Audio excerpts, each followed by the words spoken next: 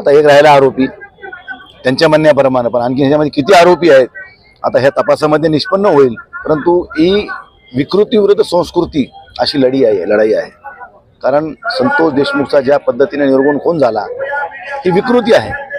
एखाद्या पूर्ववैमनस्यातून, एखाद्या महिलेच्या प्रकरणातून, प्रॉपर्टीच्या वादातून एखादा इन्सिडेंट झाला तर लोक त्याला थोड्या वेगळ्या अँगलनं बघतात. पण ही जी घटना घडली आहे ही फक्त इगो, मी आहे तर सगळं आहे अशी जी भावना या उराशी बाळगून या लोकांनी संतोष देशमुखचा खून केलाय तो ह्या समाजाला काळिमा फासणारा आहे. आणि म्हणून अशा वृत्तीला विरोध म्हणून या ठिकाणी आज समाज एकवटून त्या ठिकाणी रस्त्यावर उतरलाय. आता वाल्मिक कराड म्हणतात की मी त्यातला आरोपी नाहीच आहे, मग तुम्ही पळून का गेले 15-20 दिवस, काही गरज होती का पळायची? त्यामुळे माझी तर मुख्य मागणी अशी असेल की हा केसचा निकाल लागत नाही तोपर्यंत धनंजय मुंडेंनी सुद्धा राजीनामा देऊन बाजूला बसावं.